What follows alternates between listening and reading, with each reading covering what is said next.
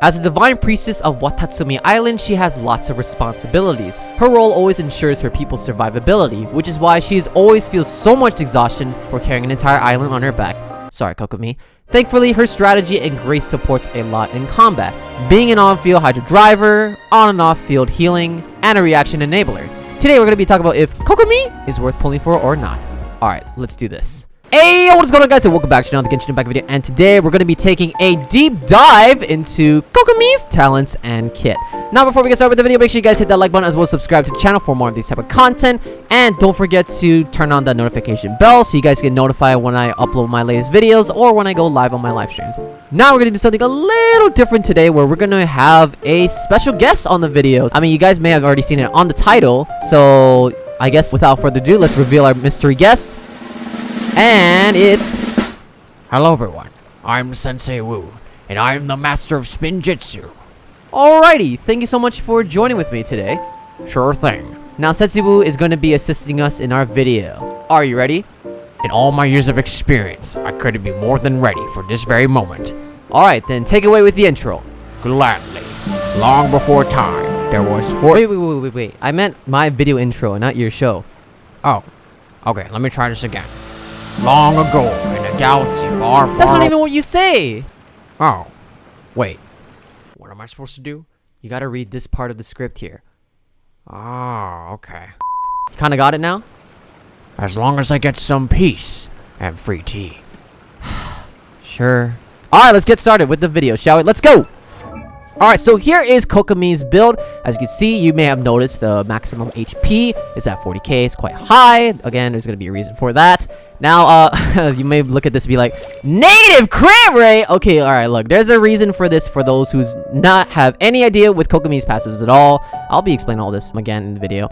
And she has good energy recharge. Pretty much, as you can probably tell, like, you're not going to be building damage on her at all. So let's start off with her talents, shall we? So going on to her normal attacks, it's very simple, like just standard catalyst stuff. She only has like a 3 consecutive attack hit, so it's very fast and easy to miss. It's really like, you know, mainly there just to apply Hydro. It also kind of does contribute to some parts of her talents, so that will be elaborated a little bit more once we go through the talents. Here are the damage multipliers, which again, it's really not that big of a deal because again, none of these do scale with her HP, so you're practically never going to do damage with these. And now onto her elemental skill, the Kudaki's Oath. Sensei Wu, would you like to explain what this does for us? Sure. Long before time had a... No, we already went over this. Just read this part of the script. So, Kokomi here has this very cool power where she is able to summon a jellyfish among the field. This jellyfish here can apply Hydro both on and off field. It is called a Bake Kudake. What it basically does is it deals Hydro damage to surrounding opponents and heals nearby active characters at fixed intervals. This healing is based off of Kokomi's max HP. As you can see, this lovely lady here scales with HP with her healing. Alright, thank you, Sensei Wu. Alright, so I'm gonna take it over for here. So as you can see, like what he said before, her healing scales with HP, and she summons out what is called the Bake Kudage that deals higher damage. And as you can see, there's some scalings with her healing as well. So when it regenerates, it is basically this much amount of HP she would be generating. It does have damage, but then this damage is again not scaled with her HP, unfortunately. So you're not gonna be expecting too much damage from her skill. Mainly, this skill here is for healing, and why this is super useful is because again, like what Sensei Wu said before, this can apply to both on and off field, so you can pretty much swap to your other characters and heal your active character on field. Now going on to Kokomi's elemental burst, the Neyrite's Ascension. Alright, Sensei Wu, take over. Gladly. So what it does, it summons the might of the Watatsumi Island, dealing Hydro damage. And this basically enhances Kokomi's normal, charge, and the Bake Kudaki's damage, which are now having increased of max HP scaling. This here will enable Kokomi to do a little bit more damage, hence encouraging her to become more of a main DPS. And this also increases her resistance to interruption, and what's cool about her is you can allow her to walk on the water's surface. These effects here will be clear once she leaves off field. Alright, thank you so much. So going on to just more into detail, right? Like what Sensei Wu said, her burst will basically enhance her normal attack, charge, and elemental skill damage, so kind of similar to Wand or Yoimiya, but now this makes her a viable DPS. Pretty much all of her damage abilities will be scaling with HP. As you can see here, these will be granted damage bonuses for all of her talents. I mean, that's mainly it though. Like, it's really as simple as it is. But what's also cool about this is the passive that we're gonna be getting into in just a second, and which is why this really enhances Kokomi's combat synergy with a lot of other characters. But for now, this is basically what her burst does. Energy cost is 70, which is actually pretty manageable when you can give her a decent amount of energy recharge. Also, forgot to mention, whenever you have Kokomi's burst available, you also do enhance her healing a lot more, so it is a lot more encouraged for main DPS Kokomi users to have the Bakikurage on field, and then obviously Kokomi's burst after. Then you can enhance her healing from both the normal, charge, and the skill as well. Constant healing to your entire party at once, so this makes Kokomi a fantastic healer. Alright, so on to the A1 passive, the Tamakushi Kasuke. Alright, Sensei Wu, take over. If the Sakadamiya Kokomi's own Bakikurage is on the field when she uses Nerite's Ascension, the Bakikurage's duration will be refreshed. So what does that mean? Well, I'm glad you asked, Sensei Wu. Basically, this passive here is what enables Kokomi's rotations to be as smooth like butter. So, whole idea is, well, it's as straightforward as it is. When you use her elemental burst while the skill is on field, you're going to reset her elemental skill cooldown back to another free skill. So, it's super useful, especially when you do use this in combat. This basically enhances and extends her healing duration and Hydra application off field. So this is why Kokomi right here is one of the best characters that I would argue right now in this game, just because due to this passive here, this enables like pretty much smooth synergy with teams and rotations, and do enable reactions or more healing. This is a great passive for Kokomi. This just unlocks like so much team compositions that she can work with, which also makes her a very flexible character to slot in as a Hydro character. So overall, man, this is a great passive. On to the A4 passive, the Song of Pearls. Alright, take it over. While donning the ceremonial garment created by Narrate's Ascension, the normal and charge attack damage bonus, Saganamiya Kokomi, based on her max HP, will receive a further increase based on the 15% of her healing bonus. So basically, this passive here is if you do have extra healing bonus, you will get 50% of that enhanced to her overall max HP for normal, charge, and skill damage when you're using her elemental burst. So this just encourages you to build more healing bonus so you can get extra damage for overall her combat talents. It's cool for mainly Kokomi main DPS, but not necessarily needed for support Kokomi. Alright, so then for her exploration passives, the Princess of Watatsumi, there's decreases, Sensei, I got this. Decreases swimming stamina consumption for your own party members by 20%. So yeah, it makes sense. So now on to one of the most misjudged talents in the game called Flawless Strategy. Hilarious, right? Anyway, Sensei Wu, would you like to take over? Alright, Saganamiya Kokomi has a 25% healing bonus, but 100% decrease in crit rate. I don't understand. Does this have something to do with the elemental weapons? No, it does not. But I'm glad that you asked that, because a lot of players, including myself back then, was like, what the hell is this? Why would you want 100% decrease in crit rate? That just really like negates DPS overall, right? Honestly, Kokomi has a lot of like built-in damage multipliers for scaling with HP. So most of the times, especially with the way they design her, you do kind of want to build more on HP side rather than focusing on offensive stats like crit. So even if you try to like build DPS on her, she's not going to be as effective as like a lot of other Hydra characters out there. Plus, as a damage dealer, she doesn't need crit. She has like an artifact set that encourages just building more healing bonus so that, you know, you can do more damage. And for her support build, you don't need crit at all. She's going to be basically your Hydro enabler / applier and healer. So that is your main role for Kokomi, which is why that a lot of people kind of overreacted about this passive here. But you know, then again, what's also great is you do get a 25% healing bonus, so that is extra scaling to her A4 passive. So yeah, overall, Kokomi's talents are pretty solid. I mean, you can already tell like the intent for designing for her character anyways. So that's my opinion for her talents. Now onto her talent priorities. This depends on what kind of build you're going to be going for Kokomi. So if you're going to go for main DPS Kokomi, then I will go for either her elemental burst and normal attacks to level up at the same time. Mainly her elemental burst, since this does enable like all the damage multipliers. And for support Kokomi, it's going to be skill and then elemental burst, and you can leave the normal attacks alone. So that is her talents overall. Now let's go move on to her constellation, starting off with CE1 at Water's Edge. Sensei Wu, take over. While donning the ceremonial Garmadon, created by Narrate's Ascension, the final normal attack, and Saganamiya Kokomi's combo will unleash a swimming fish to deal 30% of her max HP as hydro damage. This damage is not considered normal attack damage. So basically, overall, this is just little extra DPS when she summons her elemental burst. She gets that little extra 30% of her max HP fish that does damage. I'm not sure if this is going to be as impactful as it is in combat. This really depends on who is in your party to enhance her overall DPS. Alright, now on to her C2, the clouds like waves rippling. Sensei Wu. Sanganami and Kokomi gains the following healing bonuses with regards to characters with 50% or less HP via the following methods. The Kurage's Oath, Baki Kurage, 4.5% of Kokomi's max HP. The Neirei's Ascension, normal and charge attacks, 0.6% of Kokomi's max HP. So basically anyone on your team that has 50% or below HP will trigger this constellation here, will increase the overall like max HP scaling as well as the burst HP scaling. So yeah, it's not bad. It's not bad. On to C3, the moon, A-ship, or the seas. 3 levels up to her burst. Honestly, not that big of a deal. C4, the moon overlooks the waters. While donning the ceremonial garment. No, it's garment. Garment. No, garment. Garment. Yeah, there you go. Keep going. While donning the ceremonial garment. Oh, come on!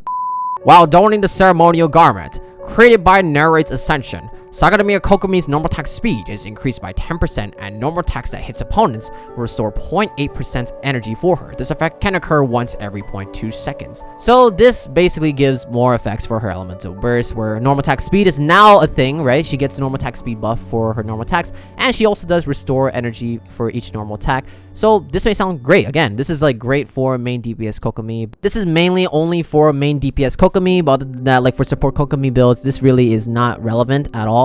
Onto her C5. All streams flow to the sea, 3 levels up to her skill, which kind of does have a little bit of an upgrade. Most of her healing comes from her skill anyway. And onto her C6. Sango Ishin. While donning the ceremonial garment.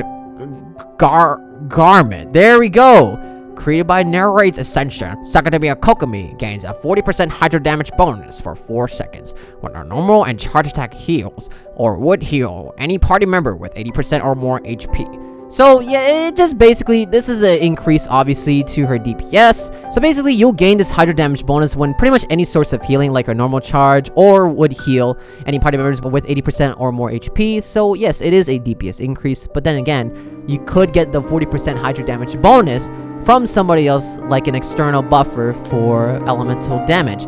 Now that's pretty much it for her constellations. Overall, I'm just gonna save you guys some time here. Look, honestly, none of them are like impactful at all. Most of these are just mainly for main DPS Kokomi enjoyers. Other than that, for like just regular Kokomi users, none of these constellations impact her at all, which obviously means that, you know, don't summon for her constellations at all. It's not really worth the pull for. It's just there because it's there.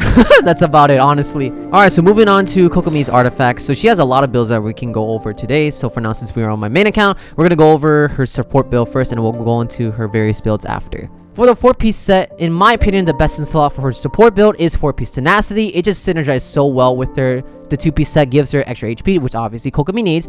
And when the elemental skill hits an opponent, the attack of all the party members is increased by 20%, which is honestly the only thing you really care about. Everything else you really don't care about. So Kokomi is one of the best users for this artifact set. Her elemental skill can be constant, especially when you play her correctly. You pretty much have unlimited 20% attack buff the entire time. So this is a really great set for Kokomi to use. And for other 4-piece set options that you could also use, you could use 4-piece Noblesse, although I would say 4-piece Tenacity just fits Kokomi's playstyle a lot better. The 4-piece healing sets does work if you do in case you need some extra healing for your overall team, but then again, like Kokomi already heals a lot from her base kit, so I would already like substitute with something else that she could do, like buff your teams whatever stat they need.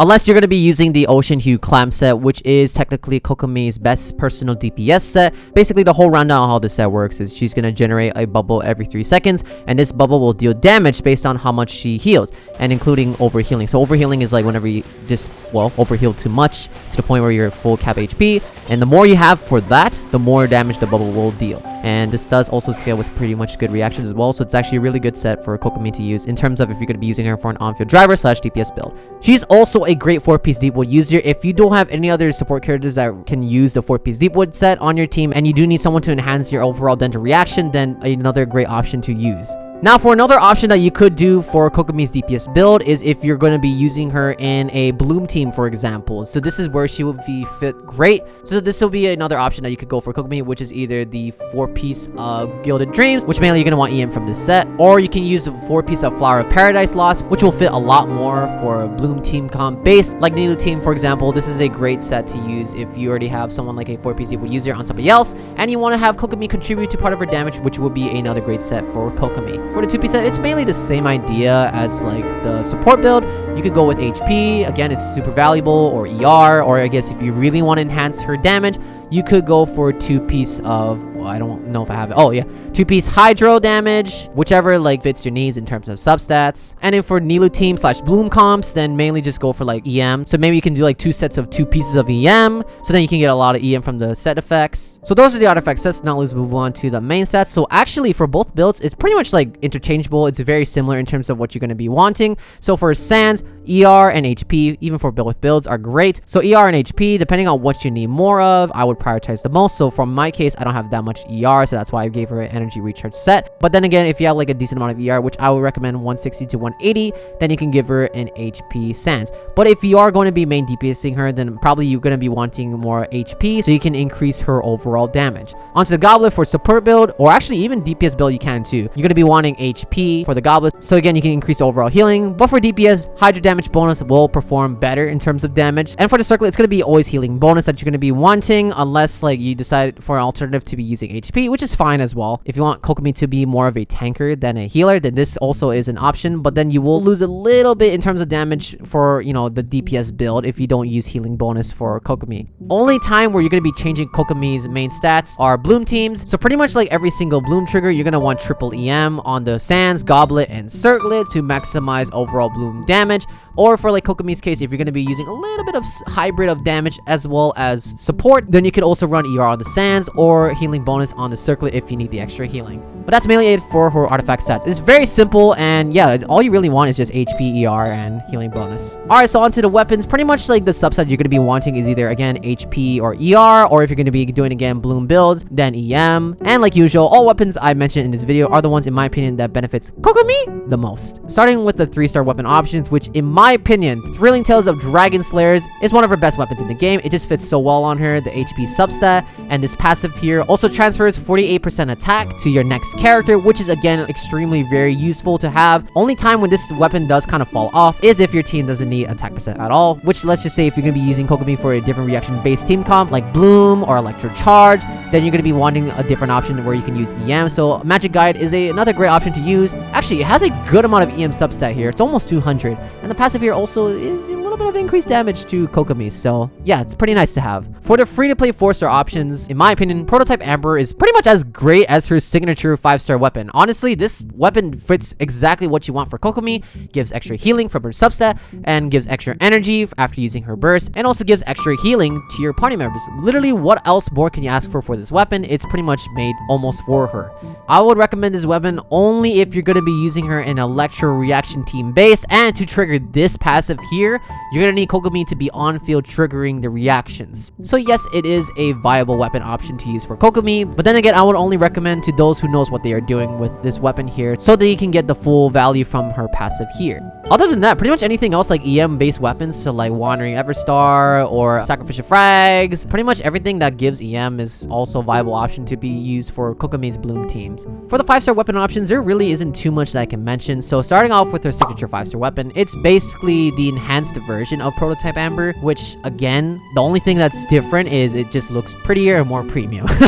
That's about it. Other than that, it does like enhance like normal attack damage, which again, this is more for like Kokomi main DPS enjoyers, but even so, even without it, you really are not missing out too much. So again, like this weapon, even on Kokomi, is really like not that great anyway, so I wouldn't really recommend to have this weapon on your account at all. For 1000 Floating Dreams, which is Nahida's signature weapon, it provides a huge amount of EM for Kokomi since this has one of the highest EM substats in the game, and its elemental damage bonus passives can still be useful for mainly on-field builds. So it's a pretty great weapon option that you can use for Kokomi. Alright, so those are her weapons. Now let's move on to her team comps. So like Kazuha, Kokomi is a flexible unit that you can just slot into any team, whether you need the Hydro application or the healing or perhaps like the on-field driver / enabler. Kokomi can do that job very well. I'm just gonna only list like my own personal teams that I like to use with Kokomi, and then we'll probably showcase them all in Spiral Abyss. So she's great for freeze teams, taser teams, which is pretty much electro charge, mono hydro, just pretend Ayato is Elon, vape teams, which yes, she is technically viable, but she's not one of the best in my opinion, since she does struggle with maintaining hydro application on field. But then again, if this is something you want to try, this is another option that you could go for. And one of her infamous team comps called Sukokuma, which basically will always consist Kokomi, Xiangling, Fischl, and Sucrose. This is just like a mixture of a lot of reactions all at once, so that's why this team composition kind of works. It's also kind of fun to play too. Alright, so those are Kokomi's teams. I think I'm just gonna mainly only showcasing like maybe 2 to 3 team comps in this video, so we'll see how that goes. Alright, so here's the Nilou team.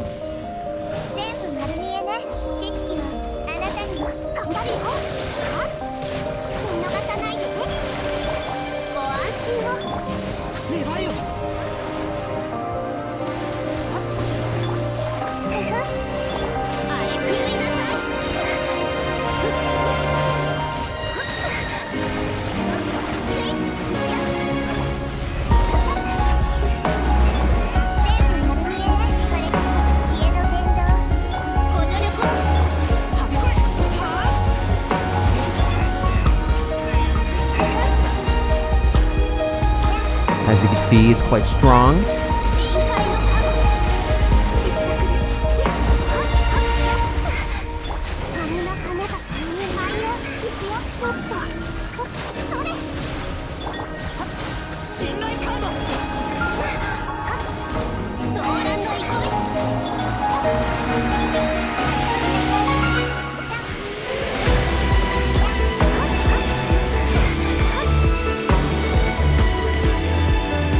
Alrighty, now we're doing the freeze team.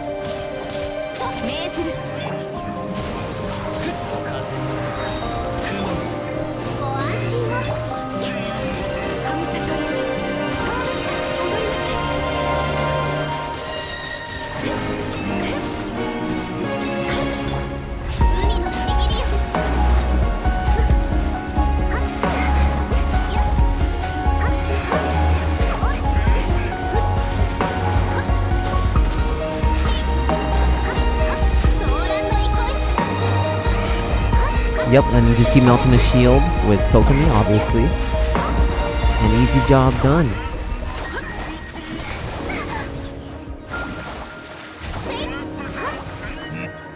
And finally, we're doing the Sukokomon team. Unfortunately, on this account, I do not have Sucrose built, so we're just going to use Kazuha as our substitute instead.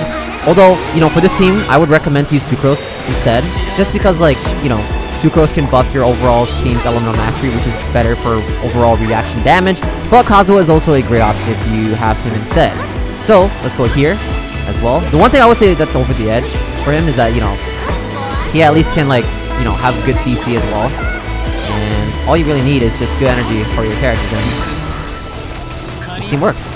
It's actually working somehow. As you can see, we're doing a solid job here. I'm gonna respawn Fischl, then respawn Xiangling's thing, and there you go. Suck up, everybody. Okay, we lost the Baki Kurage, but we don't have Kokomi's thing anyway, so that's good. I'm gonna go summon the Oz. There we go. Doing solid damage, honestly. I respawned the Baki Kurage on time, so we're good in terms of our uptime. I'm gonna go this way. I don't even know how this is working, but it is.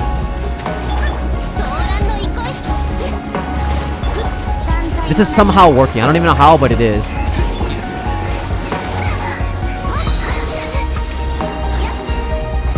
There you go. And that is everything you need to know about Kokomi. So now, like usual, let's go move on to the pros and cons section, which, Sensei Wu, would you like to take over? Sure. So starting with the pros. She is extremely easy and flexible to build.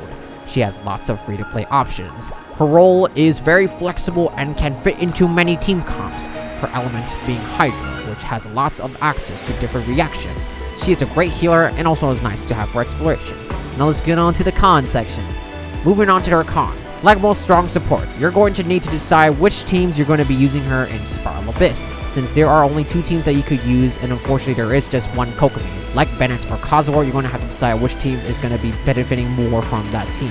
This is a minor one, but she is under a competitive element with lots of other strong Hydro options. And finally, you do need to farm Spectres, which are kind of hard to farm for since not a lot of them spawn in Inazuma. As you can see for Kokomi, she has a lot more advantages than disadvantages. Which now ties into the question of this video, is Kokomi worth pulling for? This time, I would actually say maybe. This depends on how much premium gems you have, or if you are for sure not going to get the upcoming characters in version 4.0.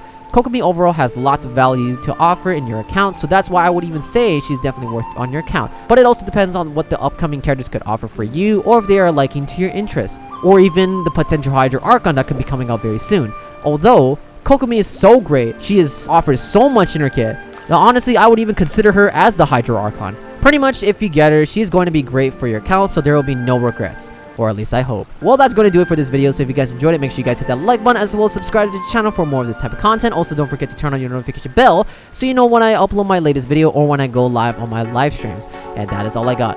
Thank you all so much for watching, and as always, until next time, stay epic and peace out.